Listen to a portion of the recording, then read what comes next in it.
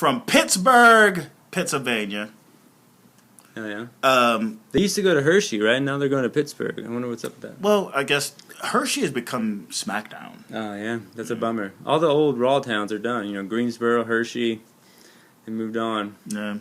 And what I felt, even from my Peter's our recap, is like, this is the episode that should have been last week.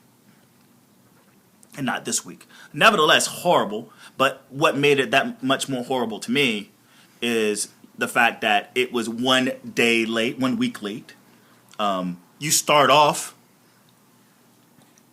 introducing your heavyweight champion, not the fucking Authority coming out first. For sure.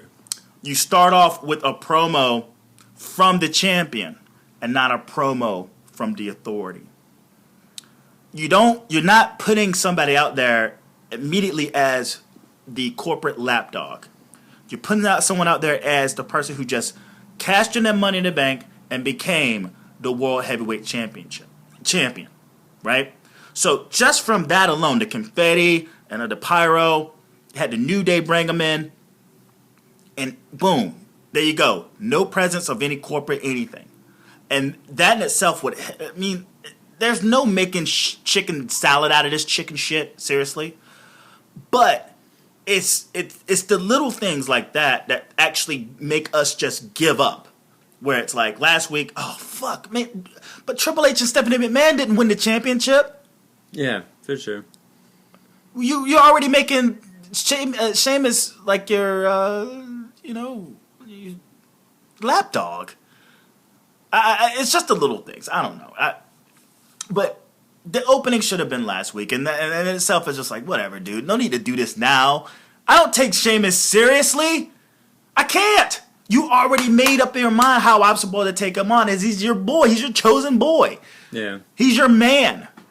So yeah, there's some things I liked and didn't like about this. I liked the Sheamus 515. I thought that was pretty clever. I didn't. And they had little shirts. No! I mean, no one's buying Sheamus shirts anyways. They have to rip off Stone Cold, and then they have to get the rub from New Day. I mean... See, but here's my thing about the New Day. Portion's great. Now, this is all mid-card. New Day mid-card. Sheamus mid-card. Yeah, for sure. All those guys are mid-card guys. They've been put in situations not to be taken seriously. And they're opening, and I'm happy for them. They opened the night. The New Day was the whole fucking night. Even they were the whole fucking show. They were. Even to the point where they did WWE Shop. It was the New Day episode, man. Oh, I didn't notice. And I'm just like, oh my God. I like my New Day in portions, man. Like, I don't want to eat tacos every day. As much as I love tacos, I could eat tacos on one day, and I'm good. I thought that, they definitely, especially toward the main event, like there was no reason to put them in there. Especially since you just made that new faction, you want to get that new faction over. Why would you just put them with the stacking the deck? I know, I get that, but like, then why have like?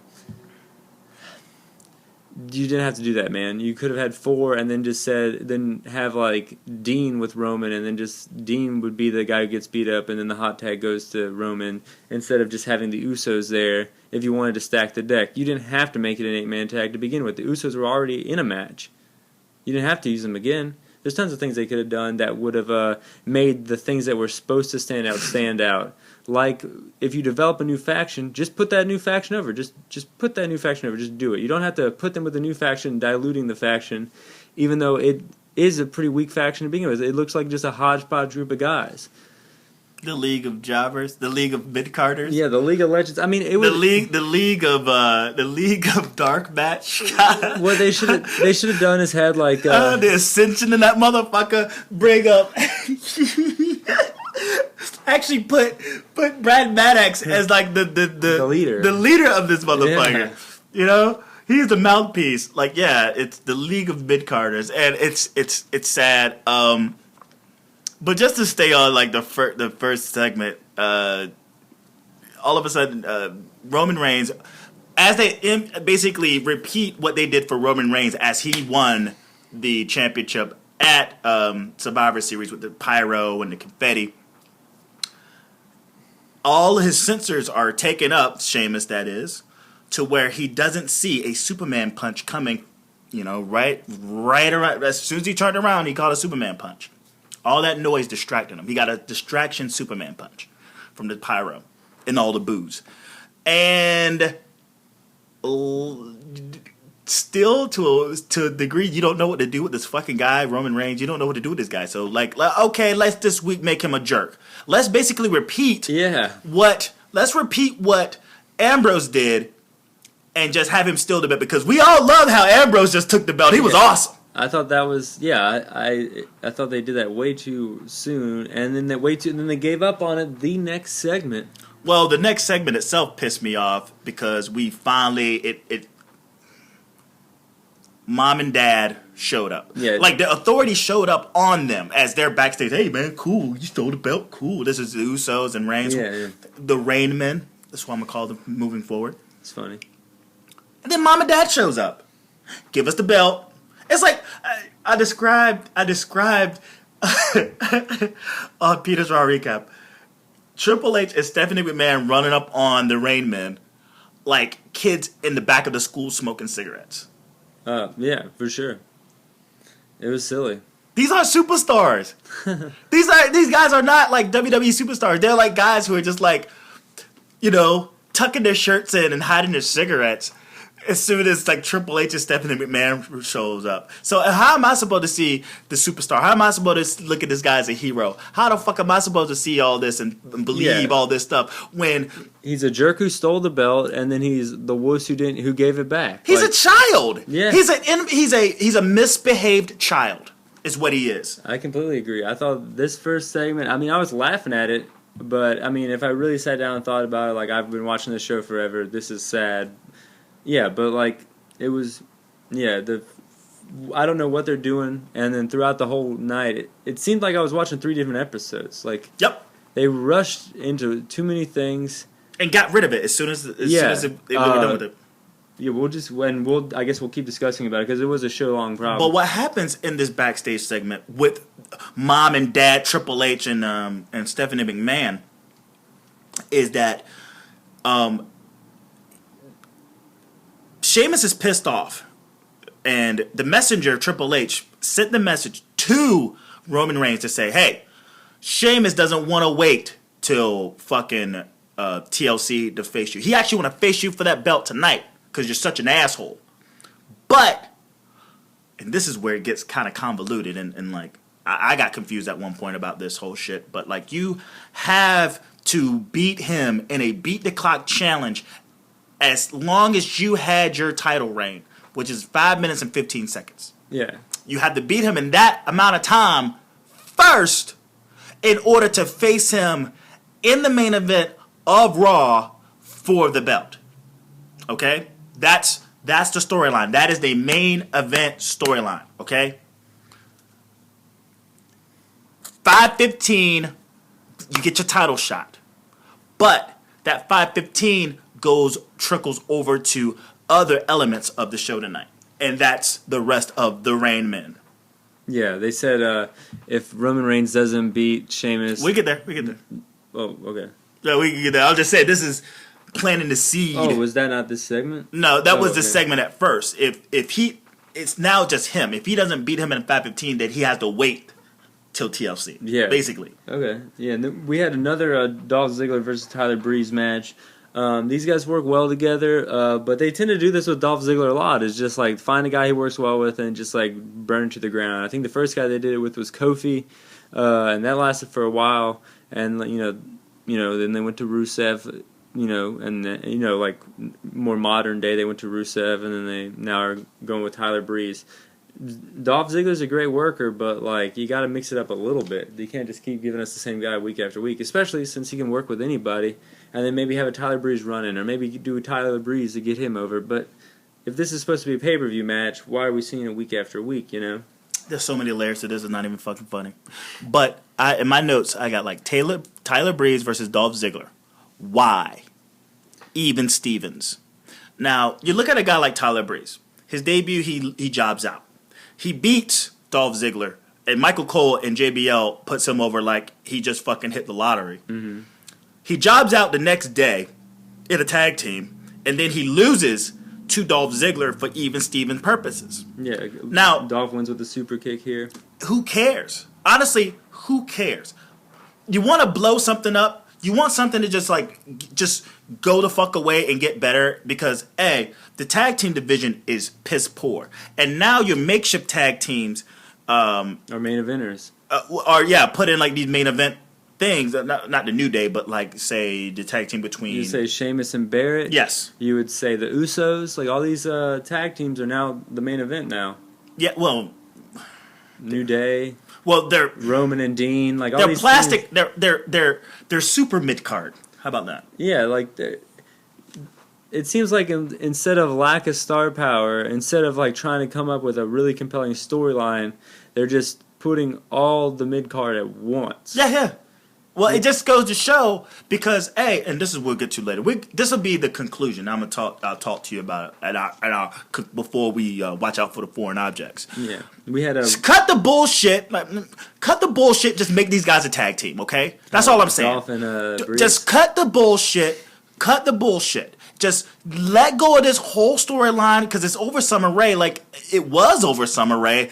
If anything, Tyler Breeze showed up to basically fend for Summer Rae against a guy who was kind of like a jerk to her to a certain extent. But that's gone. That's blown over. He's moved on. Everyone's moved on. Everyone has moved on. So what is Tyler Breeze's purpose right now? What is his purpose? He has no purpose. What is Dolph Ziggler's purpose right now? Right now he has no purpose. He's jobbing out. He's getting his ass kicked. A win over Tyler Breeze is not a good win. It's just not. Like, who the fuck is Tyler Breeze right now? He's nothing. And Dolph Ziggler's been the showstopper for about 3 years now. Yep. You want to get Tyler Breeze over? You want Dolph Ziggler to have some fucking substance? You say, hey, kid, you know what? You got a future. Let's tag up. Let's be the fucking selfie showstoppers. You know, show stealers, you know, or like the Hollywood, Hollywood gorgeouses, you know, be like a Hollywood Blondes Part 2. Yeah. Because if anything, the two of them, who do you think when you see the two of them? I think about the Rockers. Exactly. They both want to be Shawn Michaels. So what I suggest is that they become Shawn Michael 1 and Shawn Michael 2. Shawn Michael and Shawn Michael, they're called the Hollywood Selfies. And Shawn 1 is like SEAN. And then the other one is SHAWN. So Shawn and Shawn Michaels. Yeah. And they're just flailing and flipping around and bumping for every fucking body. And winning matches. I think it'd be great. Yeah, that's a great idea. I never thought about that. Like just having like the new high-flying tag team, like the Rockers, Hardy Boys, London and Kendrick. It's been a while since we've had them. They tried to do it with the Usos, but the Usos got the whole Samoan tie-in, and they do it a little bit differently. So that's a great idea. That's and no one gets Jannetty because they're both Shawn Michaels. Yeah, I like it, man. I like where you're going with this. You gotta write in. And what? I have a better shot. Becoming president than writing in than the motherfuckers picking up that piece of paper and saying like, hey man, that's a good idea. Well, one guy will say it's a good idea, crumble it up, throw it away, pitches his own probably. It seems to be how it works. They're like, no, I didn't come up with this idea, so fuck it. Yeah. Yeah. Let's have Tyler Breeze join the Wyatt family, and I wouldn't be surprised. Honestly, no, they're not gonna do I'm just saying I wouldn't be surprised because what Tyler Breeze is vanity. I wouldn't be surprised that at some time in the near future you're gonna get Bray Wyatt going after him over his vanity. That would be. I think they'd have to work on him to where he would be. People cheered him a little more. Seems like everyone's booing him. I think he'd have to get a little more popular to go against. He'd be cheered if he became the Hollywood Selfies. Hollywood Hot Shots. Whatever the fuck you want to call it. I think, in all honesty, that would be good if, like, Dolph said, like, I see something in you, and then, like, maybe they got a little success, maybe wrestled against the New Day, and then maybe Tyler's arrogance showed more and more, and then that's when you have the feud. Mm-hmm. I think that would have worked out a little better. But how they do it now is exactly like you said. It's like the new mid-card hell, so it's like lower card hell, but on Raw now with all these injuries. It's weird. It's interesting. It's purgatory. It's purgatory. It's purgatory mid-card, where it's like they all have this opportunity to either sink or swim, but they're not even given the liberty to even do that. Yeah. They're just like, oh, no. No one's going to excel here. But we're not necessarily going to let you sink either. Right now, y'all are just bodies until the important people come back. Yeah. And we're going to deal with this filler moment because WrestleMania is going to bomb. And you think... and you don't think they got a trick or two up their sleeve, something? No! They got nothing! They got nothing. They had to break...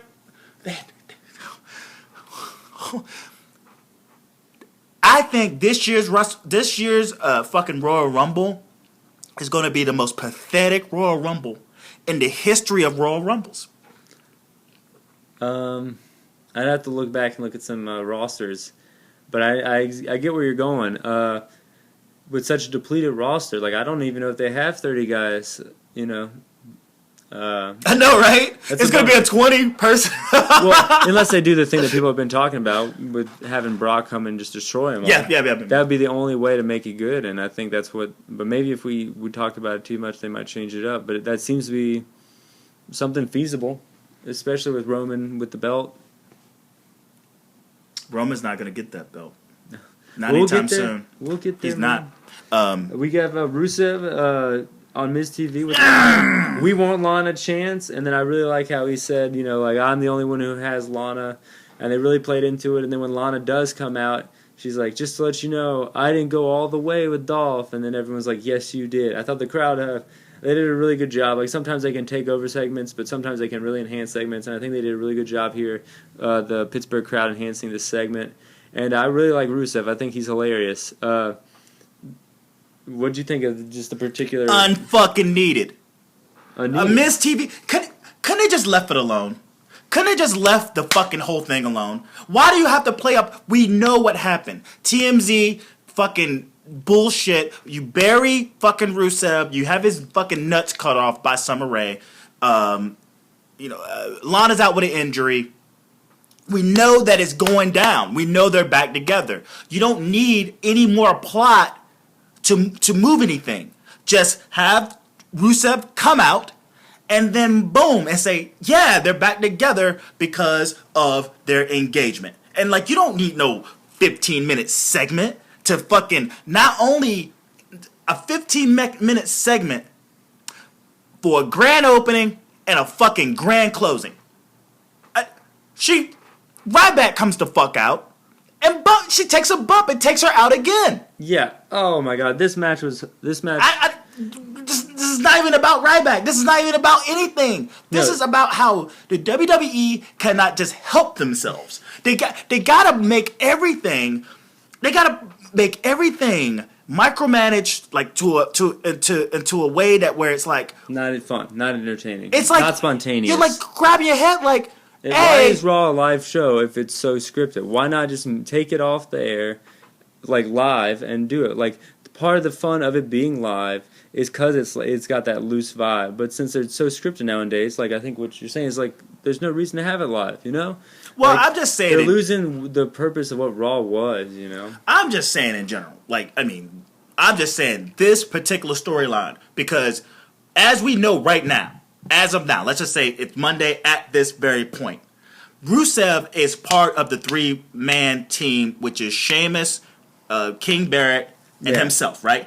As you know at this point, yeah. Yeah, as we know at this point.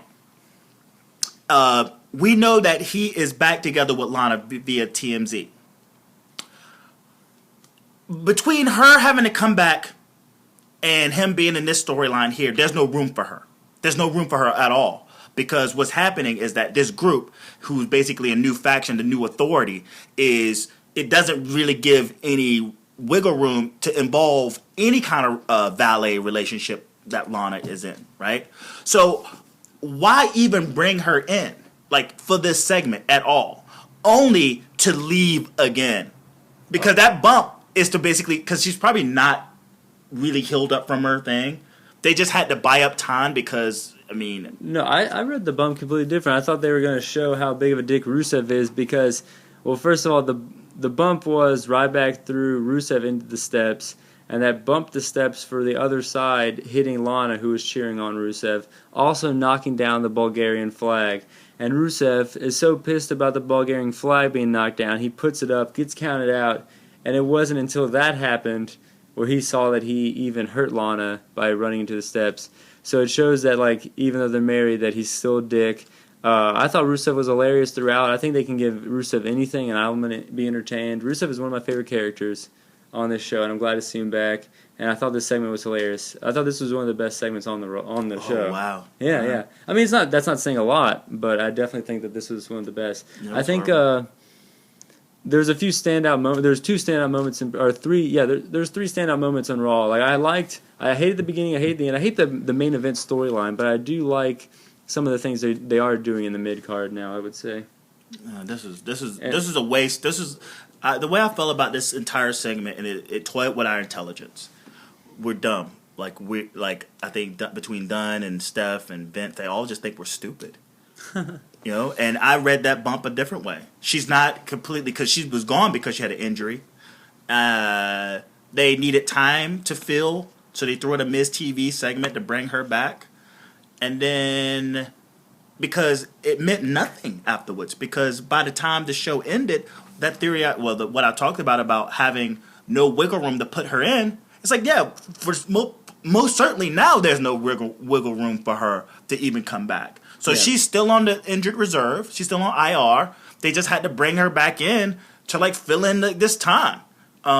Without this Miz TV segment, they would have had to fill in another 15 or even the match itself, because it ended in count out with Ryback and it was real quick. They could have definitely just done a longer match. And it felt more like Ryback felt more like when ADR hit Santa Claus, because he was in the ring feeling bad that he had actually he threw Rusev into the steps to hit Lana. Like, he was the reason why the bump happened. Yeah. So he's in the ring like, dude, I didn't mean to, bro. I'm sorry. So it's like, what did that accomplish? What did that entire thing accomplish? What did it accomplish? It just put over the fact that Rusev's a little bit of a dick. He doesn't really care about Lana. He doesn't care about himself. He's kind of just like a brute, very good in the ring, very athletic, but kind of dumb and arrogant. But I thought it made Ryback look more like the dick than than Rusev did. Well, caring more about the flag, like his pride, his nationalism, instead of his wife. That's the dick move. That's funny. And there hasn't been one time, I don't think there's ever been a time that I actually felt easy about making out on TV. I don't think there's the WWE has perfected, they do it a lot. They perfected the uneasiness of kissing, because we watch movies, we watch television, we watch all these different avenues where there's kissing nonstop, and we're not like, ugh, what the fuck's going on? But WWE has perfected how disgusting a makeout session is, or a kiss is on fucking TV is. You know, you named the show. You named it, even from a soap opera to a movie to a fucking late night television show, or even Skinamax. They've somehow figured out not how to make a kiss unbearable to watch. WWE has perfected making a kiss unbearable to fucking watch.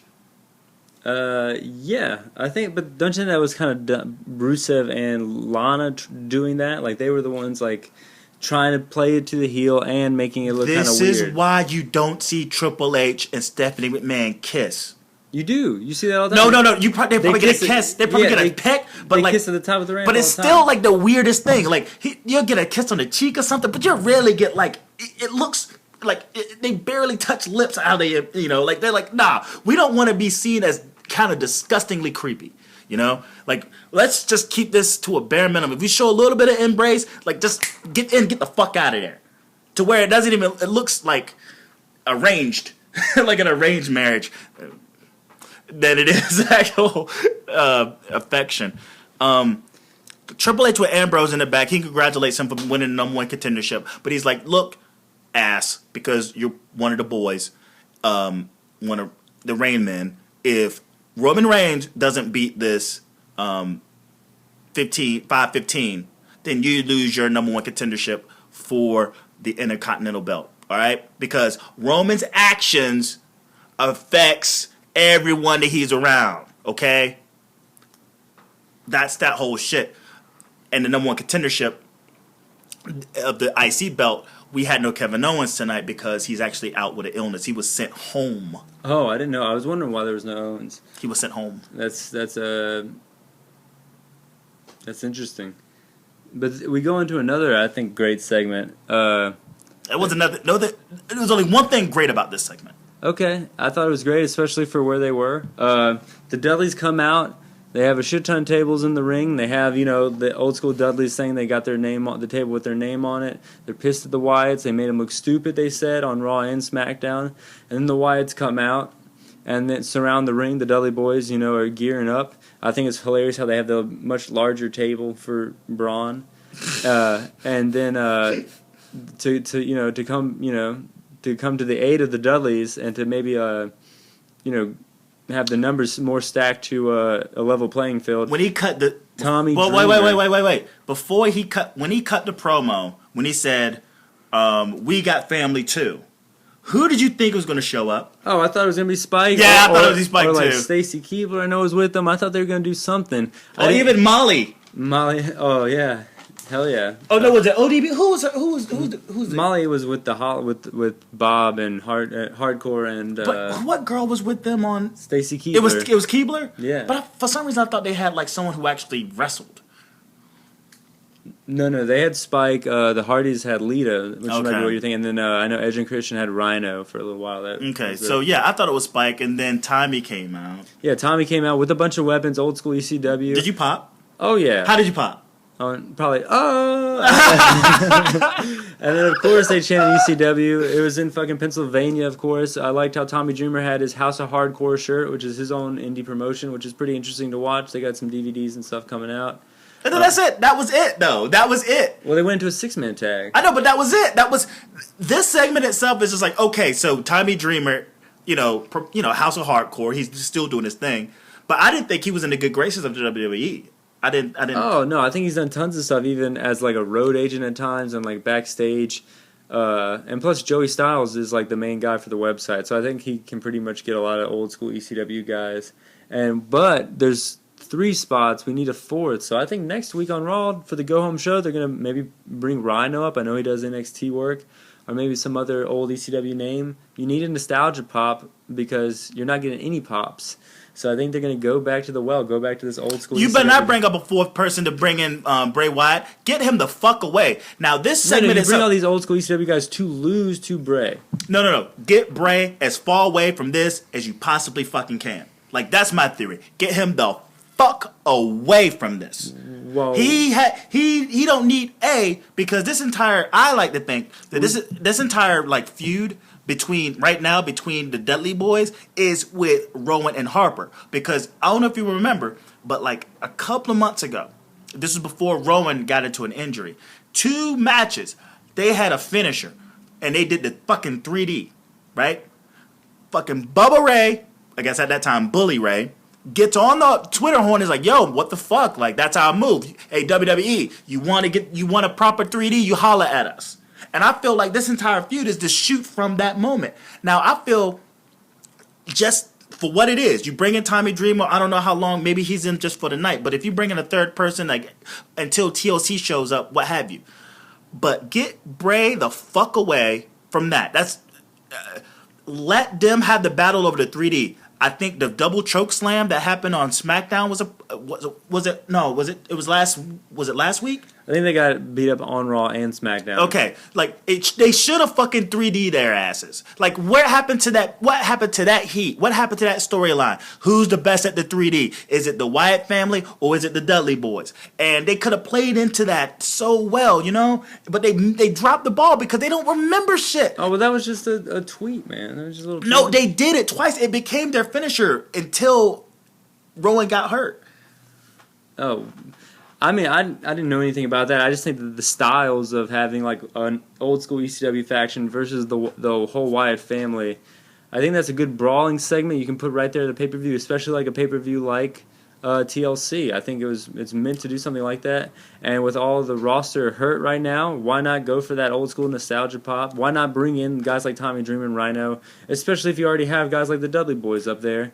Get that old school, just an ECW chant, because we said like last pay-per-view had no feel-good moments. Having that even be the opener or even just somewhere in the middle of the card would be that nice little feel-good moment. And plus, it can get Bray over by having him beat guys who were more over when the whole business was more popular. Don't get me wrong. I don't mind Dudley's, Rowan, Harper, and Strowman, but Bray just got showed up. He just got showed up like a real chump. Mm-hmm.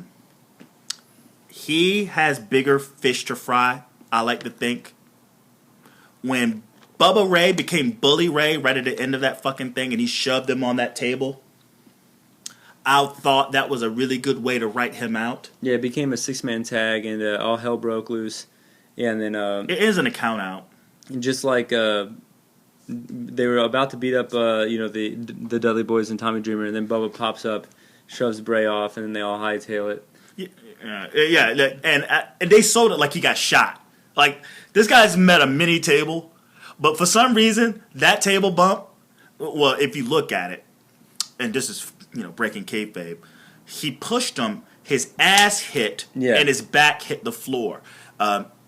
His back should have been more back on the table, but nevertheless, the whole purpose, and they sold it like he got shot. Like, you would think someone ran in, well, the Dudleys put him through a table, man. And it was like, oh, what the fuck, man? Oh, Bray, what's going on, man? Like, it's just one table bump. No, we see table bumps like we see fucking, like, drop kicks. But for some reason... That's the leader of their cult, their faction. I know. Yeah. But for them to be as drastic and as over the top about him taking that bump, he's gone. He doesn't need to be around for TLC. He doesn't need to be around for shit. The only time he needs to be around is to be a threat in the Royal Rumble. That's it. Because they need someone off TV for a while. They need someone who's reputable to a certain degree, who's had high-profile matches. And they need, seriously, man, when he comes out, we ain't seen that motherfucker for a while, and he comes out, he's going to be that one of like 2 or 3 dudes in the entire Royal Rumble that we could be like, oh, a superstar. But I don't think they're going to do that with such a depleted roster already. They're going to need someone like a Bray. But they don't need heels. They already got their heel faction all set up. But we're going to get there. They're not going to take someone off TV. They're going to take him off TV. Not with missing all these guys. They need guys. They're not going to But what do they need him for? To feud with the Dudleys, man. It's the Wyatt. This is okay. No. You said You said that Bray Wyatt just lost to the Undertaker, and he needs his steam back. So he lost to a 90s character. You have him beat other 90s characters, but you don't hit people over the head with it. You have him beat the ECW guys. So that therefore, all the people that probably like the Undertaker probably also like ECW because it's that same little era. And then that puts him back up there, and you keep having him win, and then you have maybe a Rumble match, maybe a WrestleMania match against Taker. And then, you can do whatever you want, but just keep having him win and then feed him to Taker again, maybe, or have him beat Taker. But I think this is a great having the Dudley Boys having this nostalgia gimmick back is a great way to put guys back over, because the Dudley Boys can go to towns like Pittsburgh and just immediately be over. So then when Bray and them beat them eventually, they'll be over. Especially since he lost to the Undertaker. I really hope he's the fuck out of there. Get him the fuck out of there. I don't think they can do that, man. The depleted roster. Watch it happen. I think that table spot was to get him off TV. Okay. You get the ADR with Seb Coulter versus, what the fuck is Goldust doing out here? Yeah, another nostalgia pop. I think they were going to the well too many times, and he just gets his ass kicked. And a guy who just came back, I'm thinking they're about to feud with fucking Cody Rhodes, and he goes out there and jobs out. He goes out there and jobs the fuck out. Like, what the fuck? This is Goldust. They couldn't try. You mean to tell me they couldn't trot fucking R-Truth out there for this spot? You mean to tell me they couldn't trot out like some fucking jabroni from even Pittsburgh to show up? Like, just make it a squash match? Because, A, the Mets American gimmick is done, by the way. When they closed the borders last Monday, I don't know if you noticed. When they closed the borders, they got rid of that entire storyline. Because we know why now. But at that moment, I'm just like, okay, what? Like, okay, no flag. You're still in a no hate zone. But it seems that they just let completely go of the Mex American gimmick. And you got Goldust.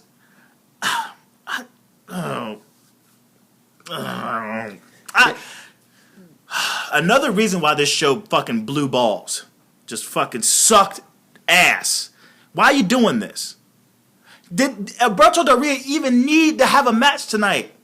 No! Yeah, well, if you think about Rusev, Del Rio, and the Usos had all had matches earlier that night, and then they put them in the main event. And then, of course, the New Day didn't have a match, but they were already in 2 segments. So they already all seemed stale before they were even out there for the main event. Swagger shows up for the fucking save, right? Yeah. Now, I'm thinking, okay, Lana's back, all right? Feud with Swagger. Okay, we got these things supposedly moving forward, right? Wrong. Wait, what do you mean? They've already been teasing the feud with Del Rio. But we're going to get there, all right? This was a waste of everyone's time. That right there. No swagger feud, people. Unless they try to squeeze that shit in somehow for TLC, this is a afterthought. Oh, well, this is just a depleted roster. They need someone to feud for the belt.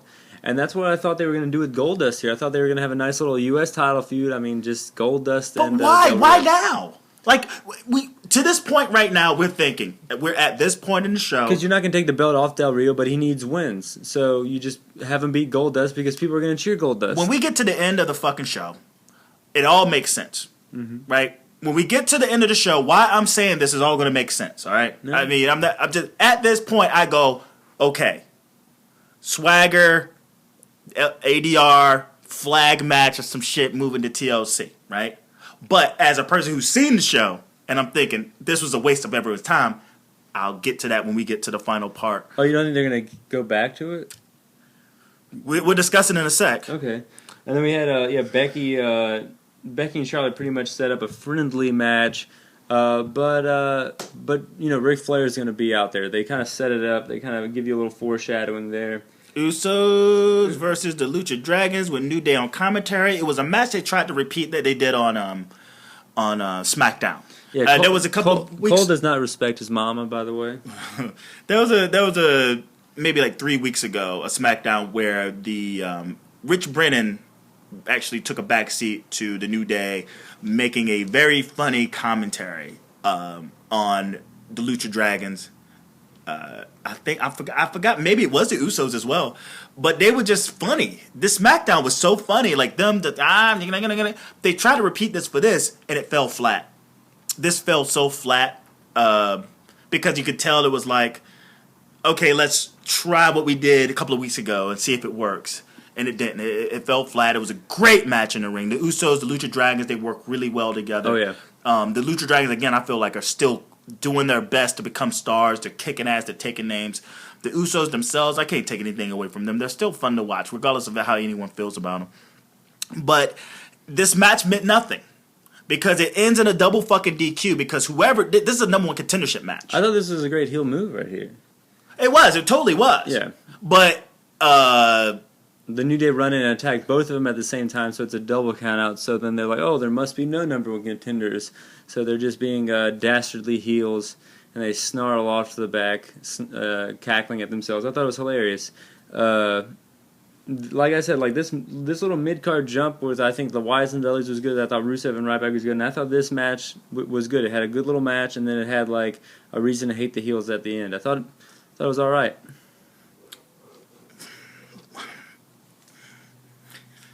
Triple H, I have no words. Now that I'm thinking about it, I just really don't like the main event segment storyline. I think it's like convoluted and thrown together. But I think what they're doing with the mid card is a little bit more simple and it works the most of the time. But then like they got to do things like not give us repeat matches over and over again, like Dolph and Breeze. The Usos, when we get to the end of the show, the Usos and the Lucha Dragons are an afterthought.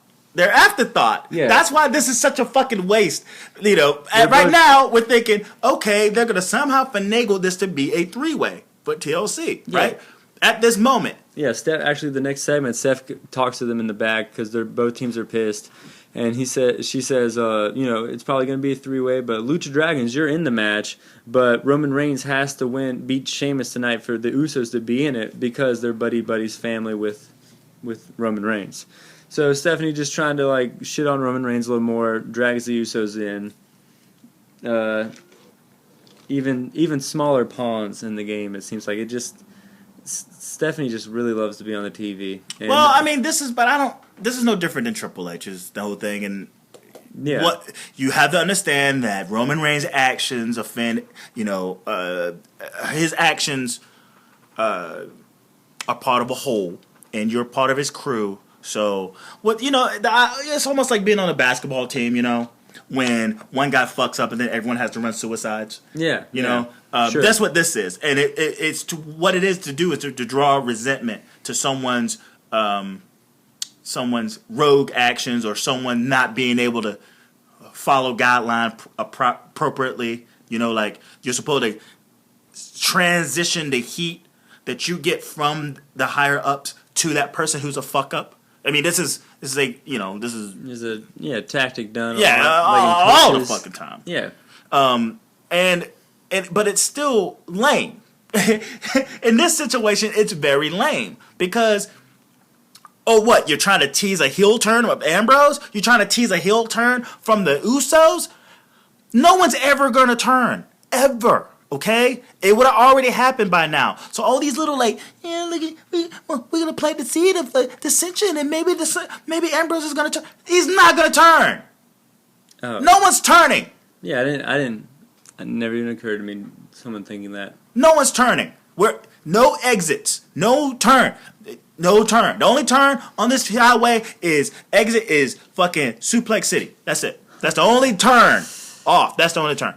So we get asshole Sasha Banks versus poor innocent Brie and defenseless Alicia Fox. The only thing that worked about this and this match, what this is the psychology of the heel, right? The psychology of the heel is this, and this. Who do you think was the heel here? Well, Sasha. Yeah. Okay. Cool. Now.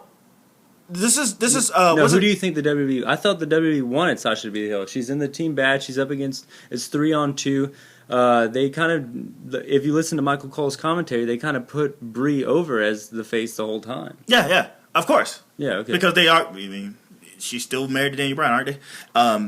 Whatchamacallit's going to be out for a while. Nikki's going to be out for a while. How convenient matching up with John Cena. And just maybe. Daniel may come back. For them to separate and to really build her up as this babyface, I feel like that's maybe possible. It's a possible thing. It's foreshadowing. I don't see anything definite, but it's definite foreshadowing to all of a sudden make her this sympathetic babyface, getting the yes chance and the kick chance and all that shit. But what's his name? Not Caldwell. What's the guy that lives here that works for the Torch? Oh, Bruce Mitchell? Bruce Mitchell. And I love listening to him talk sometimes. That guy's smart when it comes to wrestling. He's probably one of the smartest wrestling minds I've listened to since I've really picked up listening to like podcasts and stuff.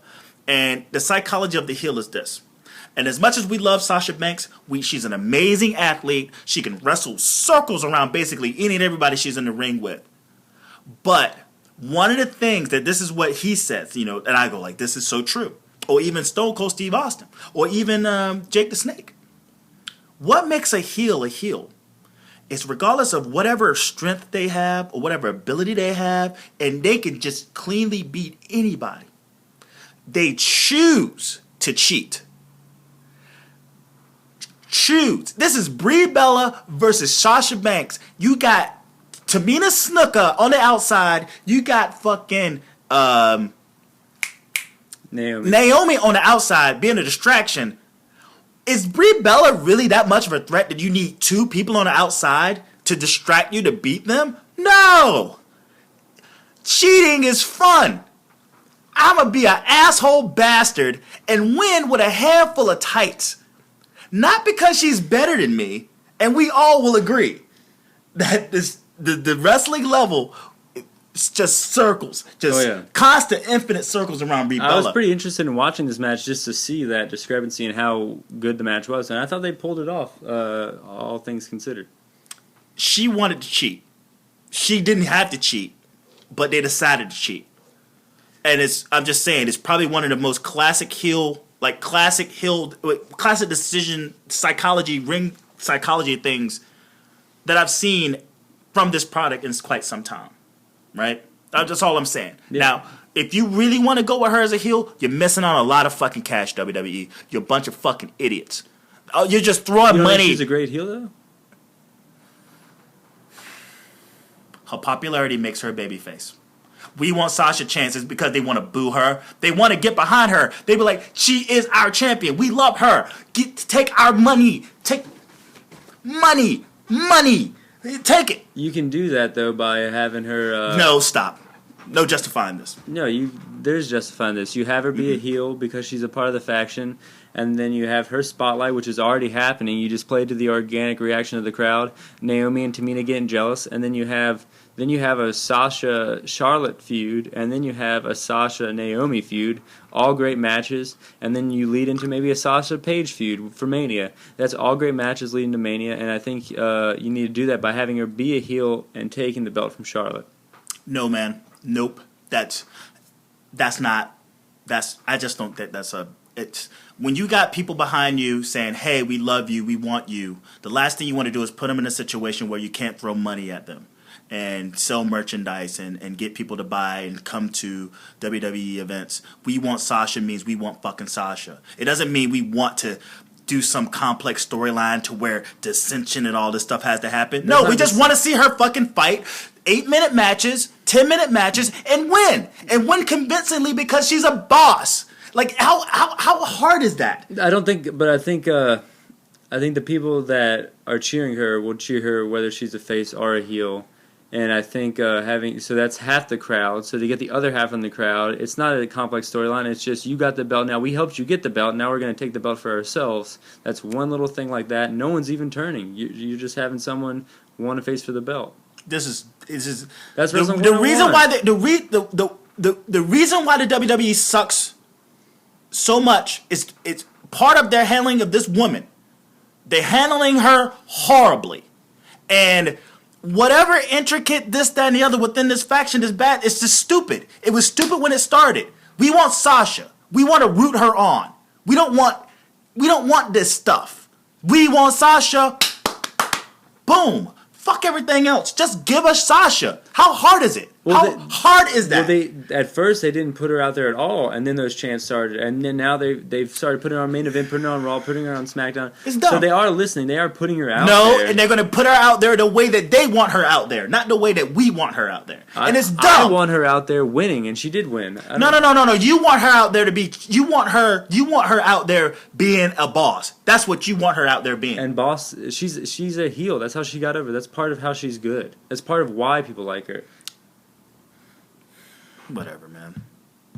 It's just it's a simple formula, and I'm not saying the way you're thinking is any wrong, or I feel like the way that I'm thinking is any way right.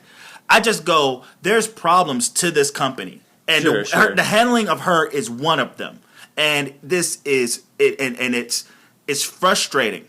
But I think I understand your frustration, but I think that they see it and they're slowly bringing her up, because at first she was an afterthought to, Nikki and Charlotte, Nikki and Paige, but now that's all kind of gone away, and now they're slowly bringing Sasha up onto, and even you watch in a dumb way, in a stupid way. It's dumb. This is stupid. There's no justifying this, Jake. She's winning. This is dumb.